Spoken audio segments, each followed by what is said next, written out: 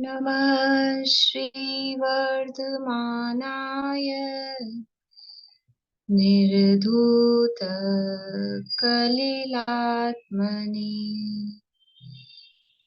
सालोकानां त्रिलोकानां यद्विद्यादर्पणायते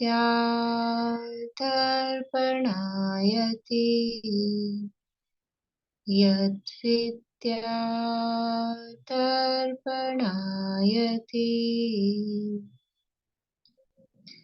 सकल पाप मल प्रक्षालक श्रीवर्धमान को करूं नमन लोकालोक प्रकाशित करने जिनकी विद्या है दर्पण जिनकी विद्या है दर्पण।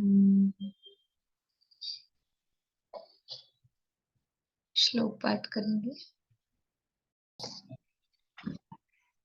रत्नकरण शावकाचार्य नाम की ग्रंथ है, स्वामी समन भद्राचार्य द्वारा रचित।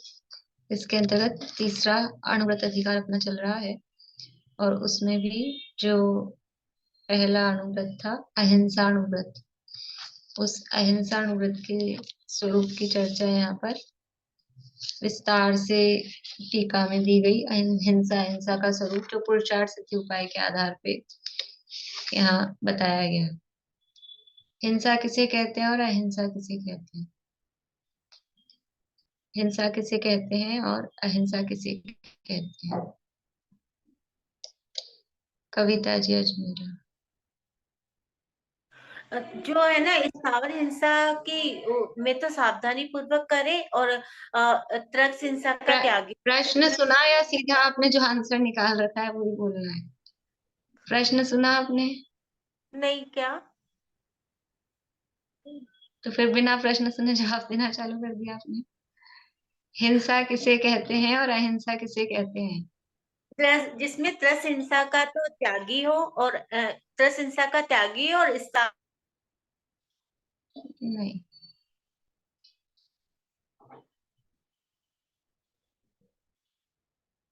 बोलिए कविता जी। आत्मा में मोह राग द्वेष का उत्पन्न होना हिंसा है और आत्मा में मोह राग द्वेष भाव का उत्पन्न नहीं होना अहिंसा। बढ़िया। कविता जी, हिंसा हिंसा किसे कहते हैं, ये था प्रश्न। आत्मा में मोह राग द्वेष भावों की उत्पत्ति होना हिंसा है और आत्मा में मोह राग द्वेष भावों की उत्पत्ति नहीं होना वो अहिंसा है। आप अणुव्रत की परिभाषा बता रहे थे, ठीक है ना? आप अहिंसा अणुव्रत की परिभाषा बता रहे थे। यहाँ हिंसा किसे कहते हैं और अहिंसा किसे कहते हैं? जो मोह राग द्वेष भाव आत्मा में उत्पन्न हो रहे हैं वो हिंसा है, और मोह राग द्वेष भाव उत्पन्न नहीं हो रहे हैं उसका नाम ही अहिंसा है, वही अहिंसा है। फिर यहाँ पर हिंसा अहिंसा के कुछ सूत्र दिए गए थे। कितने सूत्र हुए हैं हिंसा अहिंसा के? कितने सूत्र हुए? 6 सूत्र हुए। बोलने बोली नीलम भाभी, 2 सूत्र बोलिए शुरू के। हिंसा नहीं की है और फिर भी फल नहीं मिला। हिंसा नहीं की है फिर भी फल मिला, और हिंसा की है और फल नहीं मिला। और किसी ने कम हिंसा की है उसको ज्यादा फल मिला, और किसी ने ज्यादा हिंसा की है उसे कम फल मिला। हाँ, हिंसा नहीं होने पर भी हिंसा का फल मिला, हिंसा होने पर भी हिंसा का फल नहीं मिला। कम हिंसा होने पर भी अधिक फल मिला, अधिक हिंसा होने पर भी कम फल मिला। ये 2 बातें हो गई। कुछ पूछना है अर्चना जी आपको? हाँ, तीसरा पॉइंट रश्मि जी आप बताएंगे?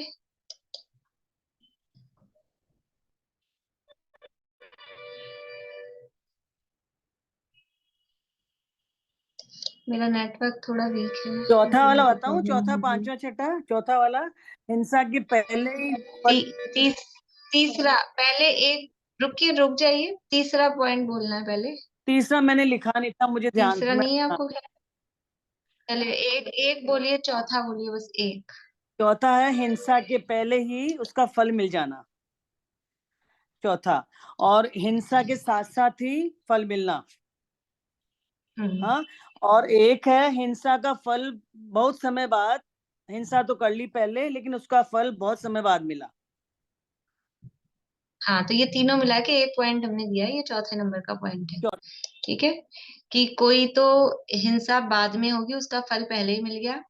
कोई हिंसा का फल हिंसा करते करते साथ में फल मिला, और कोई हिंसा पहले हो गई और उसका फल बाद में मिला। तो ये तीनों मिला के एक पॉइंट है, तो चौथा। अभी तीसरा रह गया है। तीसरा पॉइंट कौन सा है? तीसरा सूत्र बोलिए सरोजा अभी। हाँ तीन बोलिए। चार जनों ने मिलके हिंसा की, पर फल अलग अलग तरह से मिला, किसी को कम मिला, किसी को ज्यादा मिला, हाँ, वो राग द्वेष मिथ्यात्व के कारण। यानी समान हिंसा होने पर भी फल अलग अलग तरह का मिलता है। किसी समान हिंसा होने पर भी किसी को अधिक फल मिलता है, किसी को कम फल मिलता है। तो ये 4 पॉइंट हो गए। पांचवा सूत्र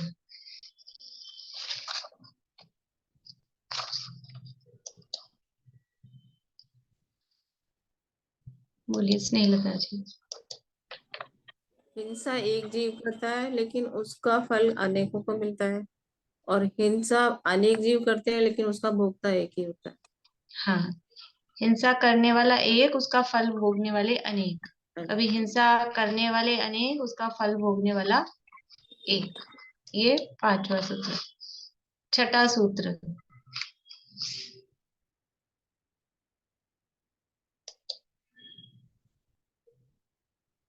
किसी के हिंसा का फल हिंसा रूप भी होता है, और किसी के द्वारा हिंसा अगर की गई हो तो उसका फल अहिंसा रूप होता है, यानी पुण्य रूप भी होता है।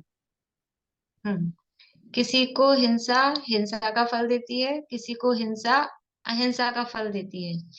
इसी में साथ में ऐसे भी जोड़ना, किसी को अहिंसा अहिंसा का फल देती है, और किसी को अहिंसा हिंसा का फल देती है। बात वही है, लेकिन वो दो तरह से अपन इसको बोल बोल मतलब, जबकि पहले में आ जाएगी दोनों बातें यद्यपि, लेकिन फिर भी उसको खुलासे के लिए क्या बोला।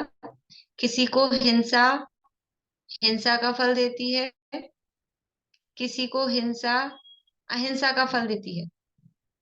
सूत्र रूप में लिख रहे हैं, समझ में आ रही है ना बात? कल अपन ने डिस्कशन किया था जो, कि किसी ने हिंसा की तो फल भी हिंसा का यानी पाप का फल मिला। किसी ने हिंसा की लेकिन उसको पाप नहीं मिला, उसको पुण्य मिला। तो किसी को हिंसा अहिंसा का फल देती है। ठीक है, किसी को हिंसा हिंसा का फल देती है यानी हिंसा की और पाप मिला। किसी को हिंसा अहिंसा का फल देती है यानी हिंसा की और फिर भी पुण्य बंधा। अब इसी में साथ में है, किसी को अहिंसा अहिंसा का फल देती है यानी किसी ने हिंसा नहीं की, जीव की रक्षा की, तो उसको पुण्य बंधा। अहिंसा अहिंसा का फल देती है। और किसी को अहिंसा, जीव की तो हो गई उससे रक्षा, लेकिन फिर भी उसको क्या हो रही है, वो अहिंसा हिंसा का फल दे रही है यानी पाप बंद हो रहा है। जो अपन ने वो कहानी देखी थी ना, वो जहर लाके मिलाया उसने दोस्त को मारने को, लेकिन उसकी आंखें ठीक हो गई। तो हुई तो अहिंसा, मतलब उसकी भलाई हो गई, अच्छा हो गया, लेकिन फिर भी उसको फल क्या मिलने वाला है? फल उसको पाप का मिलने वाला है। ठीक है, तो वो 4 बातें इसमें आ गई। कौन कौन सी 4 बात आई, रिपीट करिए आप लोग। बोलिए अनीता जी। किसी को हिंसा हिंसा का फल देती है और किसी को हिंसा अहिंसा का फल देती है। और दूसरा है किसी को अहिंसा अहिंसा का फल देती है और किसी को अहिंसा हिंसा का फल देती है। बढ़िया, ठीक है, समझ में आ गया सबको? तो इस तरह से ये हिंसा हिंसा के संदर्भ में 6 सूत्र बताए थे। फिर इसके बाद में कहा था कि ये जो जिनेन्द्र भगवान का ये जो हिंसा हिंसा के सूत्र बताए हैं, ये वास्तव में अनेकांत रूप कथन है, स्याद्वाद रूप कथन है। और ऐसे अनेकांत को जानने वाले वो सच्चे वितरागी मुनिराज, वो गुरु ही हो सकते हैं, वही होते हैं, और वो ही हमको शरणभूत है। उनके बिना इस अत्यंत कठिन दुर्गम जो नयों के समूह वाला ये जिनमार्ग है, उसको पार पाना वो बड़ा मुश्किल है। क्योंकि इस नयों को समझने वाले, नए चक्र को चलाने वाले वो कौन है? ये नए चक्र के संचार में जो चतुर हैं, प्रतिबुद्ध हैं, ऐसे वो वितरागी मुनिराज ही हैं। और ये जो नय चक्र है ये इतना पैनी धार वाला है, भगवान का नय चक्र। ये ऐसे तलवार के समान है जो चलाई तो जाती है अपने मस्तक पर और उससे विनाश होता है शत्रुओं का, लेकिन उसका प्रयोग अत्यंत सावधानी पूर्वक करना चाहिए। तो यहाँ भी ये जो हिंसा हिंसा के सूत्र बताए हैं अनेकांत के माध्यम से, उसका अत्यंत सावधानी पूर्वक का मतलब है किसी भी बात से स्वच्छंद नहीं होना।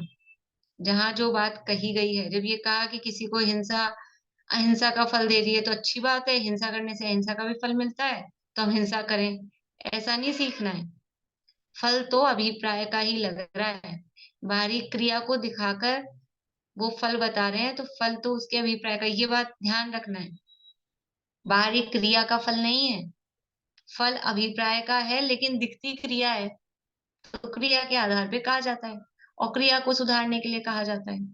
क्रिया सुधरती है तो परिणाम सुधरते हैं और परिणाम सुधरते हैं तो क्रिया भी सुधरती है, ऐसा उनका आपस में संबंध होता है। इसलिए स्वच्छंद नहीं होना, इसलिए यहाँ स्वच्छंदता के निषेध के लिए कहा अत्यंत सावधानी पूर्वक उसका प्रयोग करना चाहिए। फिर यहाँ पर 4 चीजें कही थी, हिंस्य, हिंसक, हिंसा और हिंसा का फल। हिंस्य कौन होता है? हिंस्य कौन होता है? बोले निशा जी। जो हिंसा होने योग्य वो हिंसा है। हिंसा होने योग्य वो हिंसा है। कहाँ किस हाँ समय किसकी हिंसा होगी, हाँ, कहाँ होगी ये नहीं जानते। जो जीव जिसकी हिंसा हो सकती है तो ऐसा जीव, वो जीव कहलाता है हिंस्य, यानी जो हिंसा के योग्य, यानी जिनका घात हो सकता है वो कहलाते हैं हिंस्य। और हिंसक कौन होता है? हिंसक, कविता जी, हिंसक कौन होता है? जो किसी जीव को घात करता है वो हिंसक होता है। हाँ, हिंसा करने वाला व्यक्ति वो हिंसक होता है। और हिंसा, हिंसा तो जो क्रिया है, जो ये घात करने रूप जो क्रिया हो रही है वो हिंसा। और हिंसा का फल, हिंसा का फल क्या है? पाप का बंध, वो हिंसा का फल है। देखिए पेज नंबर 96 पे, इस पैराग्राफ से वापस चालू करते हैं अपन। 96 नंबर का पेज है। इस प्रकार हिंस्य, हिंसक, हिंसा, हिंसा का फल, इन 4 को अच्छी तरह प्रयत्न पूर्वक जानने के बाद देश काल सहायक अपने परिणाम और निर्वाह होना जानकर अपनी शक्ति को बिना छिपाए गृहस्थ अवस्था में भी अपने पद के अनुसार हिंसा का त्याग ही करो। क्या कह रहे हैं कि ये पहले इन 4 चीजों को अच्छी तरह जान लो कि किसकी तो हिंसा हो सकती है, कौन कौन हिंसक हो सकता है। यानी हम हिंसक, हमको लगता है हम तो हिंसक ही नहीं है, लेकिन पहले हिंसक का स्वरूप जानने से कहीं हम तो हिंसक नहीं है ये समझ में आ जाए अपने को, कि कौन कौन जीव हिंसा करने वाला हो सकता है। क्योंकि किस किस की हिंसा हो रही है हमको समझ पता ही नहीं था, और हम वो काम कर रहे हैं, हमको ये पता ही नहीं था आत्मा में मोह राग द्वेष भावों की उत्पत्ति होना हिंसा है, और असावधानी पूर्वक जो भी प्रवृत्ति हो रही है उसका नाम हिंसा है, वो अविरमण रूप हिंसा है। तो ये जानकर हम हिंसक हो रहे हैं, हम अयत्नाचार पूर्वक प्रवृत्ति कर रहे हैं, हमने किसी चीज से यानी विरक्ति नहीं ली है, त्याग नहीं किया है, तो भी वो हिंसक हम बराबर बने हुए हैं। तो ऐसा हम स्वयं हिंसक नहीं बने और दूसरों के द्वारा हमारी हिंसा नहीं हो, और हम स्वयं भी अपना भी घात होता है कि नहीं होता है? हिंस्य कौन है? हिंस्य तो हमेशा परद्रव्य होता होगा, दूसरे जीव तो हिंस्य, और अपन हिंसक। ऐसा ही होता है क्या कि हम स्वयं ही हिंस्य भी हैं, हम स्वयं ही हिंसक भी हैं? हम अब हम हिंस्य कैसे हैं? दूसरे लोग हमारा घात करते हैं, दूसरे लोग हमारा घात करते हैं, वो वाले हिंस्य नहीं, अपने द्वारा अपना घात। कि हम में से तो किसी ने भी आत्महत्या नहीं की, हम सब तो जिंदा बैठे हैं, अपने द्वारा अपना घात कैसे करेंगे? अपने द्वारा अपना घात करने वाला तो आत्महत्या करके मरने वाला होगा ना, हम तो सब जिंदा बैठे हैं। फिर अपने द्वारा अपना घात कैसे हो रहा है? कि अपने भाव प्राणों का घात प्रति समय हो रहा है। यूं भाव कर्म या भाव मरण सदियों से करता आया हूं, बोलते हैं लाइन, पूजा में बोल लेते हैं। भाव मरण का मतलब क्या है? हर समय, देखो ये जो पर्याय है ना, अवस्थाएं, इन अवस्थाओं को अपना मानते हैं। बचपन को, जवानी को, बुढ़ापे को, मनुष्य पने को, स्त्री पने को, गोरे पने को, जो जो भी अवस्थाएं हैं, निरोगी पने को, ये मैं हूं, इसको अपना मानते हैं। फिर क्या होता है? फिर ये अवस्थाएं, ज्ञान की अवस्था, ईशोक्षम ज्ञान की अवस्था, मैं ज्ञानी, मैं अज्ञानी, ये सब क्या है? ये सब पर्याय हैं। तो इन अवस्थाओं को अपना मानते हैं कि नहीं मानते हैं? ये मैं हूं, ये मेरी है, ऐसा मानते हैं कि नहीं मानते हैं?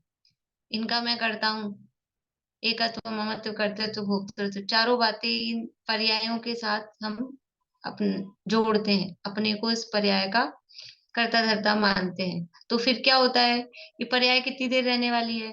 जवानी कितने दिन रहने वाली है? ये तो दुनिया के लोग भी बोलते हैं 2 दिन की और 4 दिन की।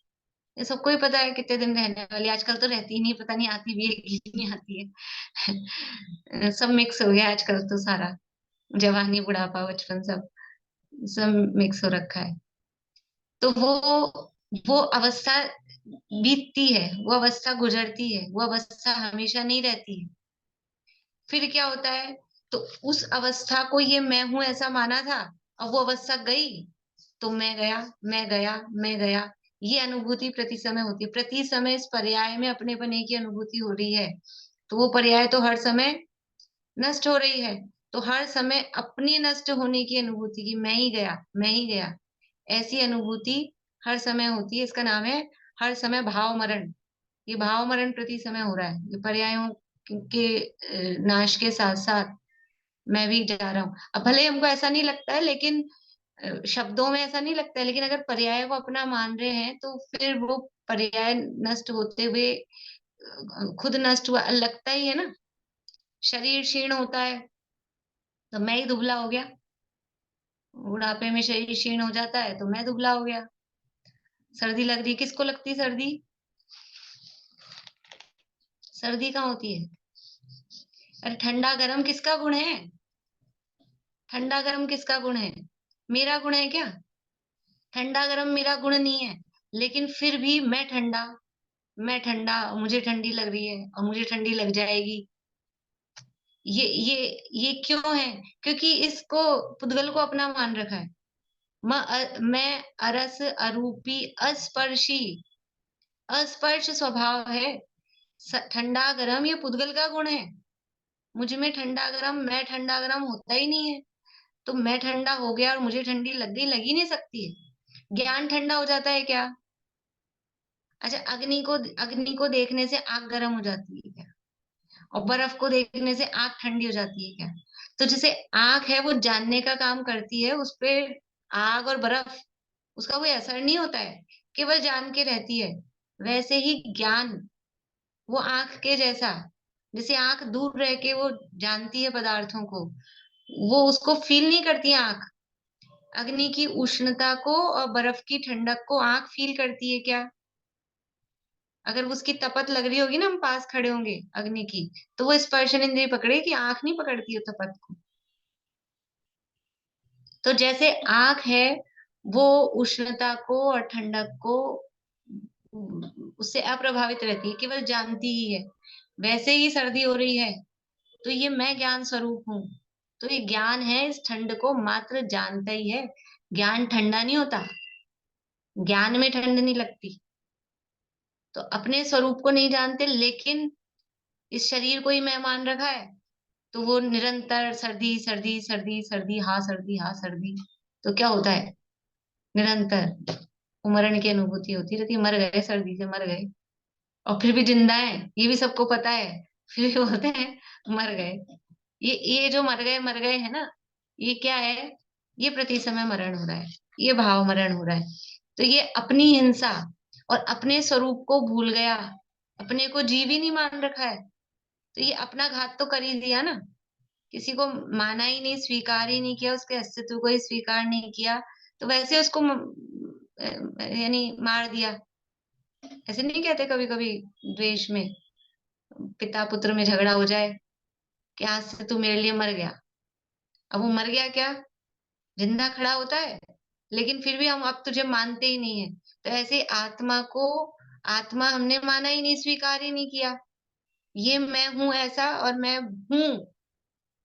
हूं यही नहीं स्वीकार किया, और ये मैं हूं, मैं आत्मा जो ज्ञान स्वरूप है, वो हमने माना ही नहीं। तो वो आत्मा हमारे लिए क्या हो गया है, मरा हुआ है, मर गया है। मर गया है मतलब उसका घात किया है।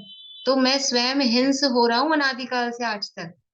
और इस अपना स्वयं का घात करने में, ये जो स्वयं हिंस से हुआ, उसका स्वयं का घात करने में हिंसक कौन है, उसका घात करने वाला कौन है, कि वो मैं स्वयं ही हिंसक, मेरा ही घात कर रहा हूँ और मैं ही घात कर रहा हूँ, और मेरी ही हिंसा हो रही है। और उसका फल क्या हो रहा है, फल क्या हो रहा है, ये 4 गति 84 लाख योनियां अभी चलने वाली है, अगली क्लास में 84 लाख योनियां, और उसमें परिभ्रमण, ये उसका फल मिलता जा रहा है अनादिकाल से लेके आज तक। बोले दीपिका जी। मतलब मिथ्यात्व ही भाव मरण हुआ एक हाँ, तरीके से, उसी को मिथ्या, भाव मरण कहा। जो वही हमारा वही, मिथ्यात्व है वही भाव मरण है। हाँ, यही उल्टी मान्यता है ना, हम्म। शरीर में पर्यायों में अहम बुद्धि, वो मिथ्यात्व है। और वही उसकी अनुभूति, वो प्रति समय भाव मरण है, हर समय। इस प्रकार हिंसे, हिंसक, हिंसा और हिंसा का फल। दीदी एक प्रश्न था, ये बाद में बता देना मेरे को, यदि आप मेरे को बोलिए। अहिंसा में हिंसा होती है, कोई एग्जाम्पल से बता सकते हैं? अहिंसा में अभी हिंसा, वो जो उदाहरण था ना, जो कल अपन ने कहानी देखी थी अंधे और कुबड़े वाली, वो इसमें लगेगी? हाँ, कि उसने नहीं, अहिंसा में हिंसा नहीं, वो तो हिंसा, हाँ, अहिंसा में हिंसा हुई ना, कि बच गया वो, उसकी आंखें ठीक हो गई, अंधे की आंखें ठीक हो गई और उसकी कुबड़ ठीक हो गई, तो अहिंसा हुई, मतलब कुछ उसका भला हो गया। अभी उदाहरण में उतना समझ ला, अहिंसा मतलब उसका भला हो गया। लेकिन फिर भी भला होने पर उसको पुण्य लगता है क्या,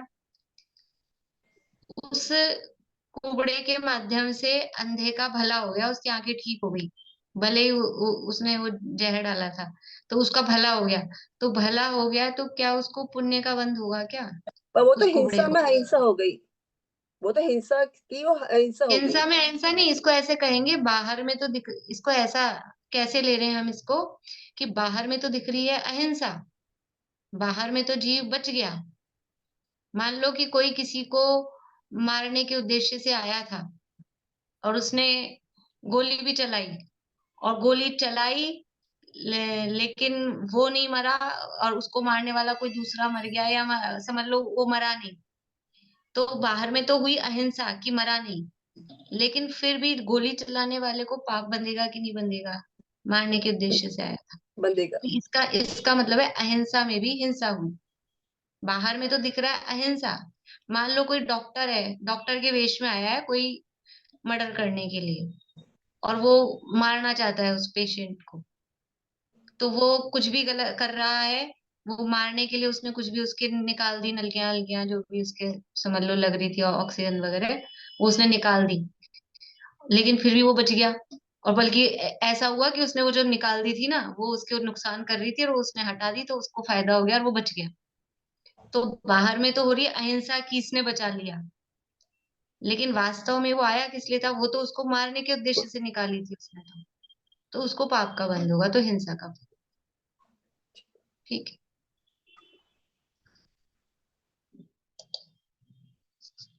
इस प्रकार हिंस्य, हिंसक, हिंसा और हिंसा का फल, इन चार को अच्छी तरह प्रयत्न पूर्वक जानने के बाद देश काल सहायक अपने परिणाम और निर्वाह होना जानकर अपनी शक्ति को बिना छिपाए गृहस्थ अवस्था में भी अपने पद के अनुसार हिंसा का त्याग ही करो। तो क्या कह रहे हैं मेन बात, तो कि इन चार चीजों को जानकर और गृहस्थ अवस्था में भी अपने पद के अनुसार हिंसा का त्याग करो, हिंसा के त्याग की प्रेरणा दे रहे हैं। अब वो हिंसा का त्याग कैसे करें, हम तो गृहस्थ अवस्था में हैं। तो कह रहे हैं कि देश काल सहायक, कि जिस देश में रहते हो और जिस काल में हो उसमें जो जो पॉसिबल हो। देश काल का मतलब जैसे कि हम जिस जगह रहते हैं उस जगह की परिस्थितियों के हिसाब से उसका फर्क बोलते हैं, देश काल वातावरण का प्रभाव पड़ता है, देश काल का प्रभाव पड़ता है। हम किस क्षेत्र में हैं, तो जिस क्षेत्र में हैं हम, वहां पर हमारी हिंसा हिंसा का पालन, बाहरी बाहरी हिंसा हिंसा की बात है, किस प्रकार से हो पाएगा। तो उस अनुसार कि हम किस माहौल में हैं, किस एरिया में हैं, एरिया वाइज।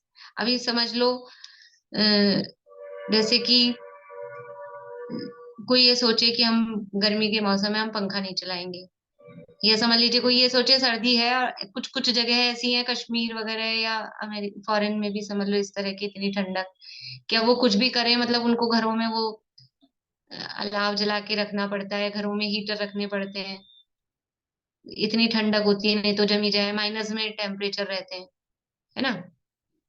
तो वो उनको हीटर, कोई ये अब वहां कोई वहां रहता हो और ऐसा नियम ले ले, नहीं हम तो अग्नि जलाएंगे ही नहीं, हम तो हीटर चलाएंगे ही नहीं, भी ऐसा कोई व्रत ले ले, तो फिर वो उसको निभाना उसको मुश्किल पड़ेगा, वहां उसके जीवन की समस्या आएगी, रहना ही मुश्किल पड़ेगा।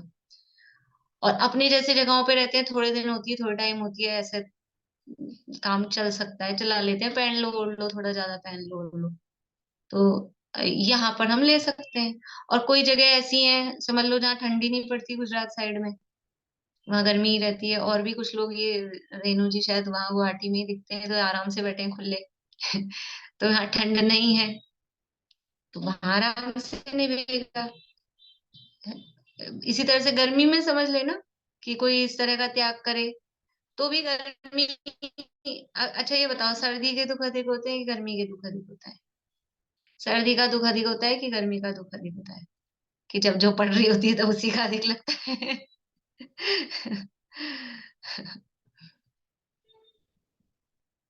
नहीं बता पा रहे आप लोगों को, नहीं लगता? दोनों ही ज्यादा लगते हैं, जब गर्मी पड़ती है जब गर्मी का ज्यादा, जब सर्दी पड़ती है तो सर्दी का ज्यादा। सर्दी का दुख अधिक है।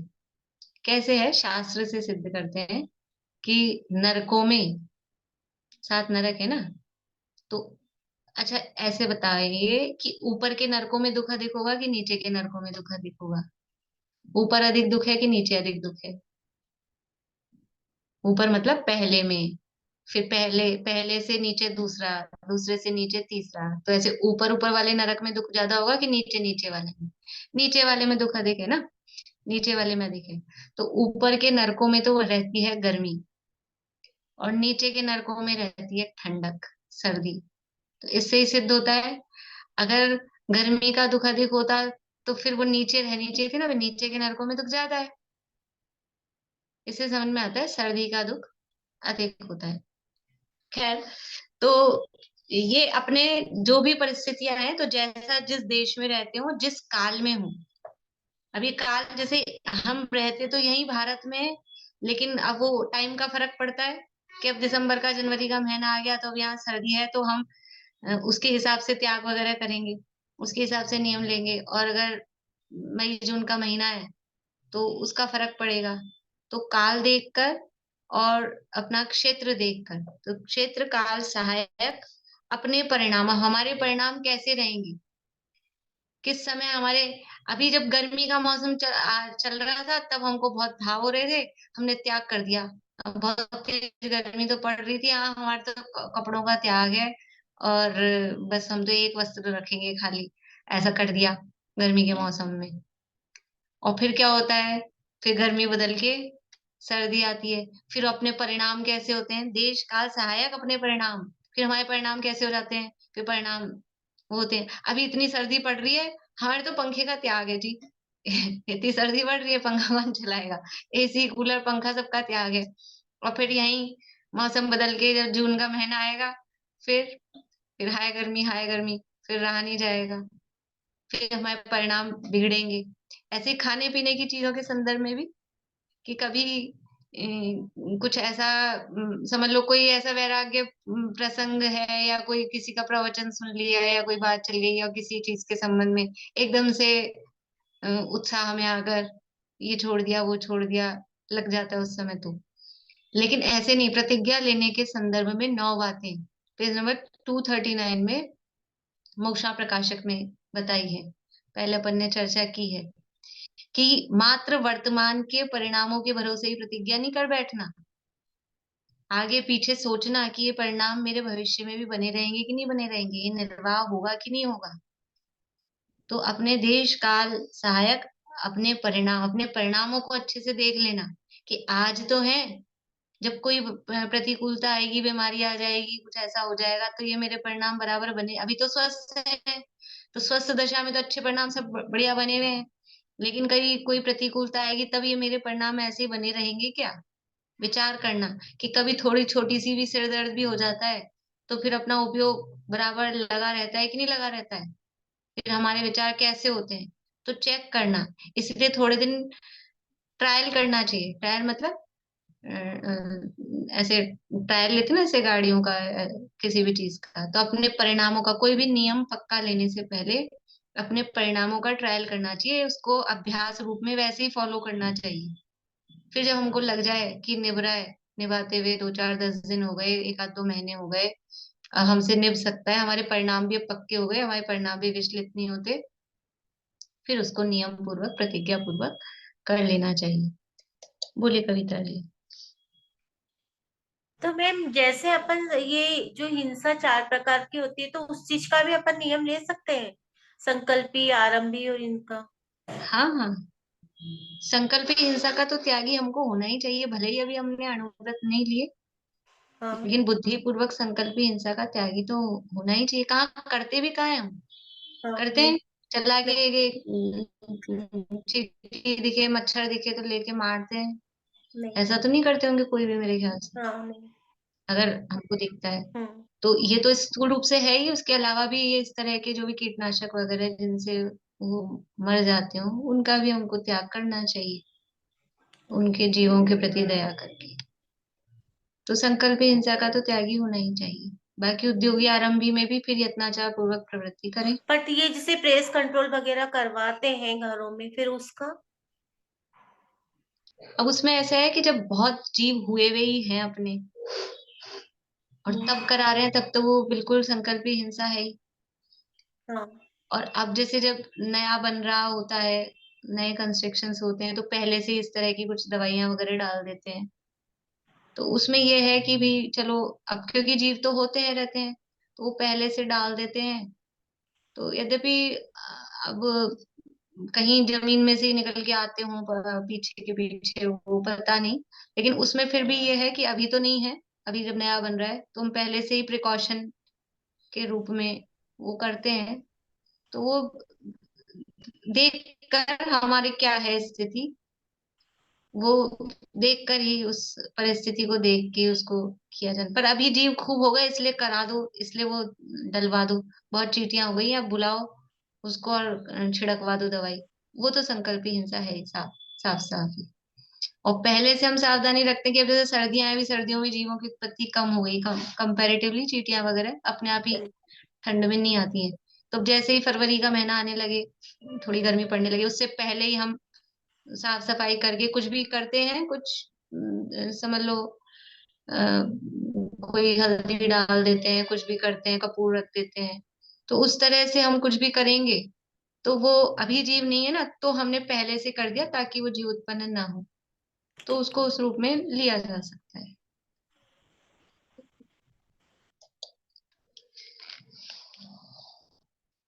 तो इन 4 को अच्छी तरह प्रयत्न पूर्वक जानने के बाद देश काल सहायक अपने परिणाम और निर्वाह होना जानकर अपनी शक्ति को बिना छिपाए कि कैसे हमारे परिणाम रहेंगे हर जगह।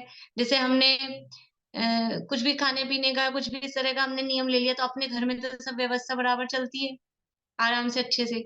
अब हम कहीं बाहर जाएंगे, फिर वहां ऐसी व्यवस्था बनेगी नहीं बनेगी, क्या होगा, अभी हमारे परिणाम खराब होंगे। ट्रेन में सफर कर रहे होंगे तब क्या होगा, ये देश काल वाली जो बात कह रहे हैं ना, तो ये अलग अलग जगह पे, यानी सारी परिस्थितियां अपन सोचते नहीं, हमने नियम तो ले लिया।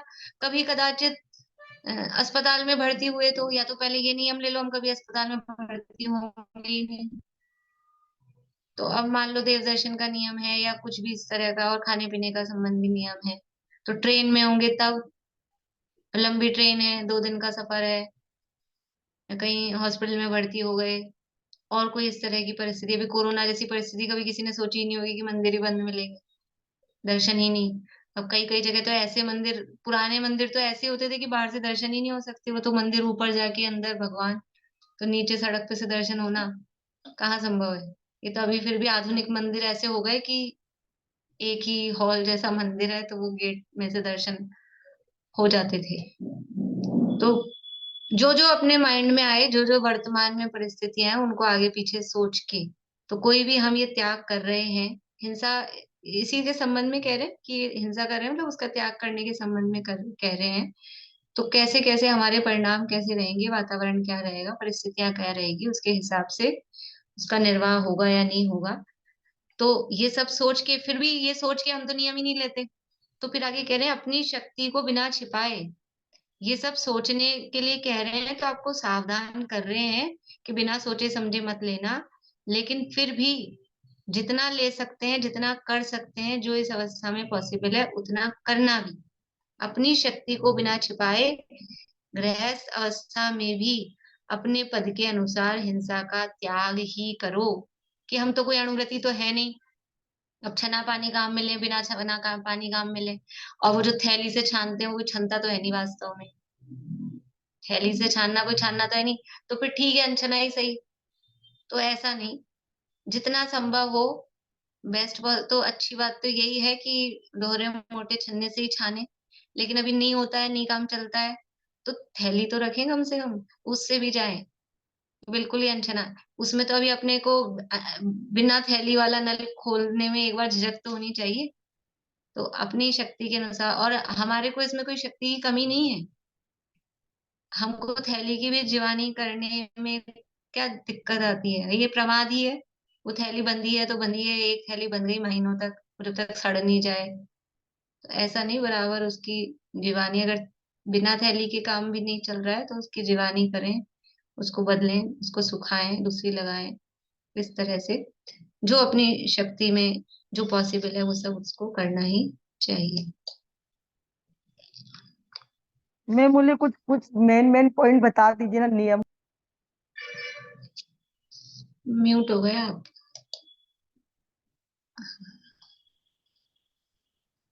अभी नियम तो बहुत है, अभी आगे आएंगे भी इसमें ही व्रतों के संदर्भ में, और कहीं कहीं से छपे भी होंगे, कोई कोई जो कुछ इस तरह की सामायिक पाठ वगैरह की पुस्तकें होती है ना, उसमें कोई नियमावली टाइप से छपे भी होते हैं। मोक्ष मार्ग में आपने 9 पॉइंट बताए हैं, उस हिसाब से मैंने कहा। वो प्रतिज्ञा लेते समय हाँ देखना, मोक्षा प्रकाशक में 239 पेज है, बीच में पैराग्राफ है, उसको देखना, आपको मिल जाएंगे वहां पे आपको।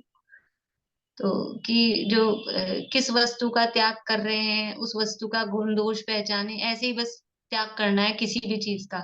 आलू तो खाते हैं और लौकी का त्याग कर रहे हैं, तो ऐसा नहीं, त्याग करने वाली वस्तु का में क्या दोष है, और दोष पहचान कर उसका त्याग किया जाएगा तो वो त्याग पक्का होगा। ऐसे ही देखा देखी, बिना सोचे समझे करा, तो फिर थोड़े दिन बाद ही वो परिणाम स्खलित हो जाएंगे, और हम उसका दोष जान के त्याग करेंगे तो दोबारा कभी उसकी तरफ रुचि नहीं जाएगी, फिर खाने के भाव नहीं आएंगे। तो और इसी तरह के पॉइंट है, अपने वर्तमान परिणामों को देखें, भविष्य के परिणामों को देखें, क्या क्या उसमें दोष है वो देखें, उसके लाभ जाने, त्याग करने पे क्या लाभ होगा उसको जाने। इस तरह के पॉइंट्स वहां दिए हैं। 2 लाइन और पढ़ के पूरा कर लेते हैं अपन। तो अपनी शक्ति को छिपाए बिना बिना छिपाए गृहस्थ अवस्था में भी अपने पद के अनुसार हिंसा का त्याग ही करो। हिंसा का त्याग ही करके कह रहे हैं कि हिंसा का तो त्याग ही करना है। हिंसा रखने योग्य नहीं है, हिंसा करने योग्य नहीं है, लेकिन जितनी संभव हो संकल्प हिंसा का तो कर ही सकते हैं ना। तो ये हमारी शक्ति को हम नहीं छिपाए, संकल्प हिंसा का तो त्याग करें ही करें। और उद्योगी आरंभी हिंसा में भी जितना हम कर सकते हैं सावधानी, उतनी हिंसा का त्याग करना ही चाहिए। त्रस्त जीवों की संकल्पी हिंसा का तो त्याग ही करो। देखो अब यहाँ इन्होंने कह दिया निष्कर्ष के रूप में, अपने को ये, उनको पता नहीं कोई समस्या आएगी हम क्या करें क्या ना करें, तो इन्होंने लास्ट में बता दिया कि त्रस्त जीवों की संकल्पी हिंसा का तो त्याग ही करो, और समस्त आरंभ में दयावान होकर यत्नाचार पूर्वक प्रवर्तन करो। और जो आरंभ के काम हो रहे हैं, रसोई बनाने के, झाड़ने पुहारने के, व्यापार धंधे आदि के, इसमें सावधानी पूर्वक यत्नाचार पूर्वक प्रवर्तन करो। अब सफाई तो करनी ही पड़ती है, अब जीव तो मरेंगे ही। अरे मरेंगे तो लेकिन देख के तो करो।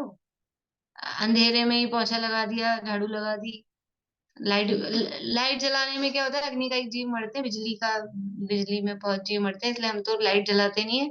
अंधेरे में ही झाड़ू लगा दी, अंधेरे में ही पोछा लगा दिया, लाइट जलाने की बचत करके। और वहां चींटियां थी कि कोई जीव थे वो दिखे ही नहीं। तो ऐसा नहीं करना, सावधानी पूर्वक। अब इसमें ये देखना है, यद्यपि लाइट जलाने में भी हिंसा है ना, तो और झाड़ू बुहारी कर रहे हैं उसमें तो है ही, उसमें भी है। तो हम लाइट नहीं जला के काम करें, मान लो अपने घर ऐसे हैं लाइट जलानी पड़ती है, तो बिना लाइट के काम करेंगे हम? तो लाइट कम जलाएंगे ताकि जीवों की हिंसा ना हो। तो ऐसा नहीं करें। उतना पर्याप्त प्रकाश जिसमें हमको जीव दिख सकें वो होना चाहिए। उतनी हिंसा वो क्या कहें, वो होगी, करनी पड़ेगी गृहस्थ अवस्था में। या तो घर ऐसा हो कि बिल्कुल लाइट की कोई जरूरत ही नहीं पड़े, अच्छा खासा उजाला होता हो, या तो ये बात ठीक है। और नहीं तो फिर हमको जीव तो दिखे, हम कुछ देखने सोचने का बीनने का काम कर रहे हैं, लेकिन वो लाइट जलाने में तो हिंसा ज्यादा होती है, तो फिर कम लाइट में, डिम लाइट में ही, 0 वाट के बल्ब में ही हम बीन रहे हैं। तो हमको जीव ही नहीं दिखेंगे कि कंकर ही नहीं दिखेंगे, क्या तो बिनेगा उसमें? कितनी अच्छी आंखें हों, पर प्रकाश का भी तो उसमें सहयोग रहता ही है। तो प्रॉपर लाइट हो तो सावधानी पूर्वक उसमें काम करें। समस्त आरंभ में दयावान होकर यत्नाचार पूर्वक प्रवर्तन करो। 5 स्थावरों के आरंभ में क्रमशः घटाते हुए दयावान होकर प्रवर्तो। 5 स्थावर, पृथ्वी जल अग्नि वायु वनस्पति, ये हमारे दैनिक उसमें काम आती हैं। अग्नि काम आती है, जल काम आता है, पृथ्वी काम आती है, वनस्पतियां काम आती हैं, हवा निरंतर श्वासोश्वास के रूप में वायु काम आती है। तो ये आ तो रहे हैं, लेकिन इनका जो आरंभ है उसको घटाते हुए, कम से कम आरंभ में काम चल जाए, कम से कम पानी में काम चल जाए, व्यर्थ का पानी न ढोलें, व्यर्थ का पानी न बहाएं। कि हमारे तो घर में बोरिंग है, कोई कमी नहीं है, बोरिंग है वो बात ठीक है, लेकिन वो पानी में जलकाए जीवों की और त्रस्त जीवों का जो घात हो रहा है वो तो हो ही रहा है ना, कुछ भी हो। हमारे तो घर में नौकर लगे है 24 घंटे का, इसलिए बर्तन वो मांजता रहता है, खड़ा ही रहता है वहां पे बर्तन मांजने को। तो एक चम्मच से कुछ खाया उसको मजने, एक गिलास से पानी पिया उसको मजने में, फिर हर बार में बर्तन मजने में, कितने सारे बर्तन। क्यों मांजता है ना, कि वो भले ही मांजता हो और वो कुछ नहीं कहता हो, उसका काम ही यही है, लेकिन उसको मांजने में जो पानी लगेगा, जो साबुन लगेगा, वो आरंभ होगा कि नहीं होगा? एक थाली में हम चीजें खा रहे हैं और एक ही तरह की, जिसमें कोई द्विदल का चक्कर नहीं है, दाल है, सब्जी हम एक ही चम्मच से खा सकते हैं। तो हर चीज के लिए अलग अलग हम लें और फिर वो मजने में, ये बहुआरंभ, इसका नाम है बहुआरंभ। जो हम एक ही बर्फी खानी है दूध की और खीर खानी है वो भी दूध की, दोनों एक चम्मच से खाई जा सकती है कि नहीं खाई जा सकती है? खाई जा सकती है, लेकिन उसके लिए अलग लेंगे, उसके लिए अलग लेंगे। तो फिर क्या है, ये बहुआरंभ है। ठीक है, तो आरंभ को घटाते हुए, क्रमशः घटाते हुए दयावान होकर प्रवर्तो। इस प्रकार अहिंसाणुव्रत का स्वरूप कहा, ये अहिंसाणुव्रत का स्वरूप कहा है। अब अहिंसाणुव्रत के 5 अतिचार आगे बताएंगे, और अतिचार सरल है, इसके बाद में फिर सत्यानुव्रत का स्वरूप आगे चालू हो जाएगा। अभी समय हो गया, कल करेंगे इसकी चर्चा, श्लोक भी कल ही बोलेंगे।